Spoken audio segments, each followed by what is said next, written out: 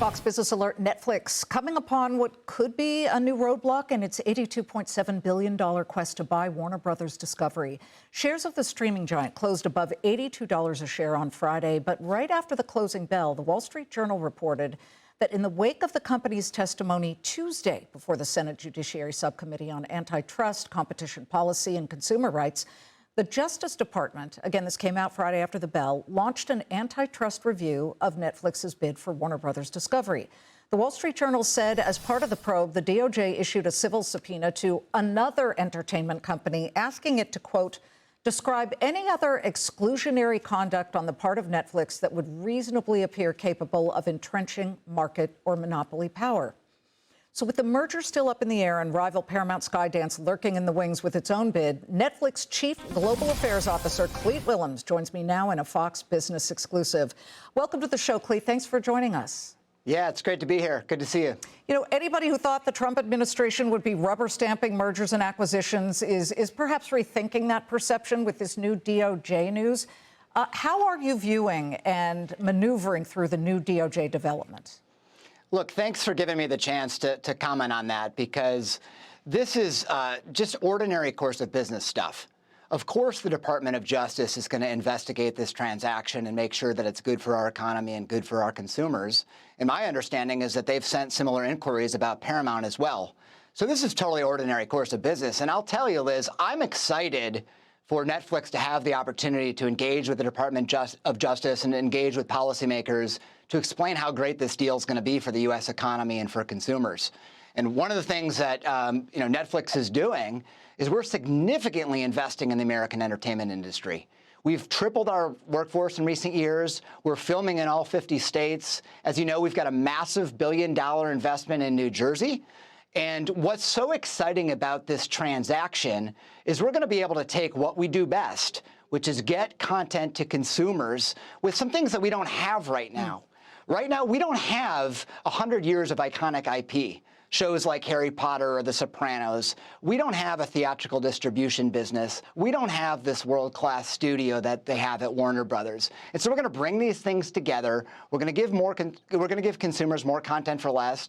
That's exciting, and I think we're excited to tell policymakers that narrative. I think you're right about the DOJ probe, I guess you could call it, because this is just, cost of doing business, especially when you want to have a merger. So on the federal level, yeah, you've got the DOJ reaching out to entertainment companies, questioning past mergers, affected competition.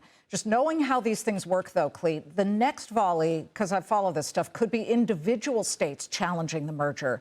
What state attorneys general have subpoenaed Netflix, and what issues are these state attorneys general most concerned about?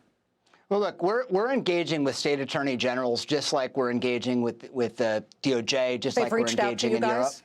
We've been in touch with them. I'm not aware of anything like you're describing in terms of questions being raised in the negative towards us, but we're engaging with them routine business. We have nothing to hide here. We think this is going to be great for the U.S. economy, and we film in all 50 states. So I think we're looking forward to going around the country and talking about those contributions that we're making to each of those states. You were just making the point that Warner Brothers has a movie studio. Paramount Skydance has a movie studio. Netflix does not. I mean, you do not have to be in advanced algebra to do the math and say, oh, okay, a Paramount Skydance merger with Warner Bros. Discovery looks like it would be way more of an issue. But the Senate hearing, they were not really buying that. They seemed less interested in that part of it and way more focused on the streaming control that a Netflix WBD tie-up would have. Senator Mike Lee of Utah, he started right off and he said Netflix could become the one platform to rule them all. He said that to Ted Sarandos, the co-CEO of Netflix. And I guess just putting aside the goal that in all free markets, everybody wants to be the winner. Everybody wants to be the biggest. Why is he wrong to be concerned? Well, look, first, I'm glad that you brought up the question of Paramount, because Netflix has been very open and transparent about this deal and all of its implications. And Paramount, as you know, didn't show for the hearing. So I think there's a clear difference. And I think part of the reason for that is that if you put these two things side by side, and remember here, there's going to be a deal. There's either going to be a Netflix deal or a Paramount deal. And if you put these things side by side, I think the Netflix deal is far superior for the American economy. And I was already talking about all the jobs we're creating. We're tripling jobs while Paramount has cut 3,500 jobs in recent years.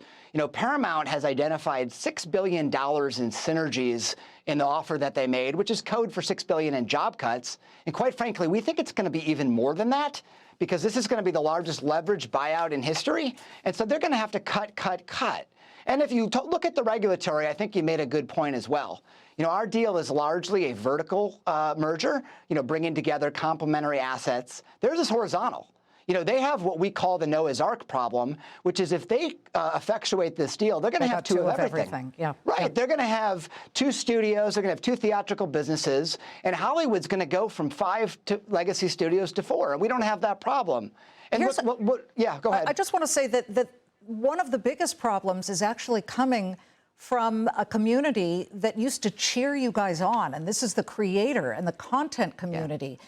Back when Netflix started putting together its own productions and original content, I know so many writers who were so excited because, you know, if every legacy movie studio passed on their script, they could come to you guys and you looked at things through a different prism.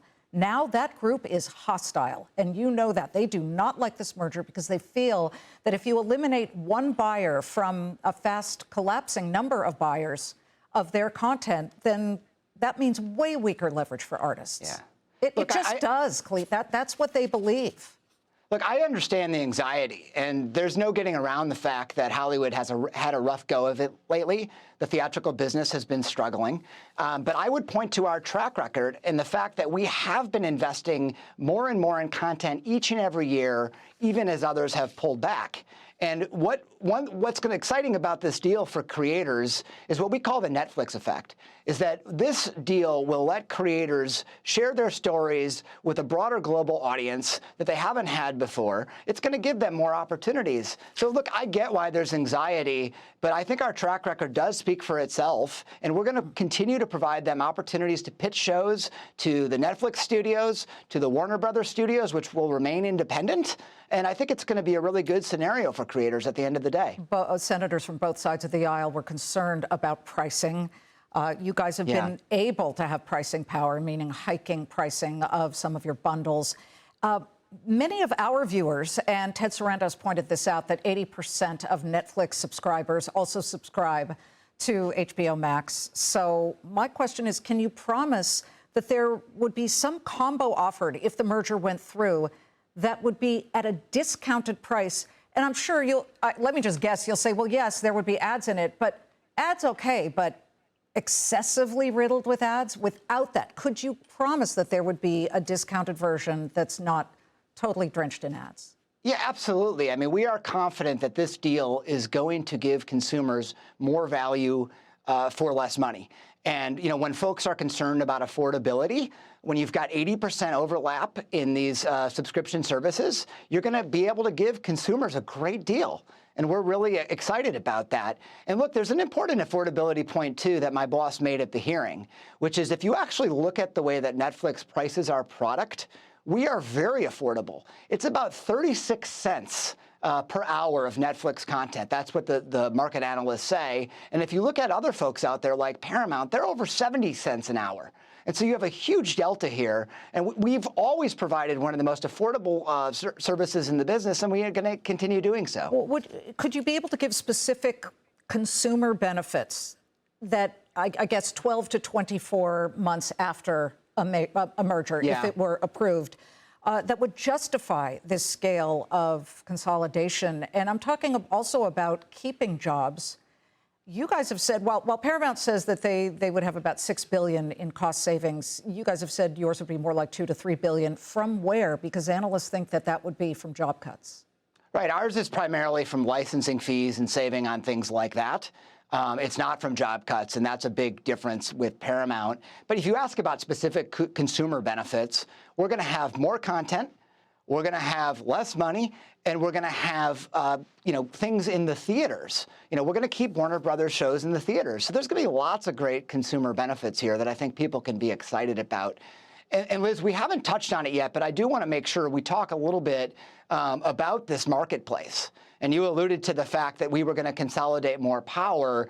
And I got to be honest, that's not how we see it. I mean, right now, we are in a highly competitive marketplace where we're competing for eyeballs, that moment of truth where you pick up the remote, you decide what to put on. We only win that moment of truth 9% of the time. We are behind Disney, and we are behind Google's YouTube. And, although I would say that Mike Lee wasn't buying that argument either. He said, YouTube doesn't have its original content. It largely exited that business in 2022. And you don't have to pay to subscribe and to see their stuff. But I do want to mention and get to the theatrical exclusivity window because it came up with Senator Josh Hawley, the Republican from Missouri. He was actually asking you about making a promise about ensuring you would hire a certain kind of worker. Let's listen, and then he ended with the theatrical exclusivity window. Will you commit to using union labor for all domestic shoots?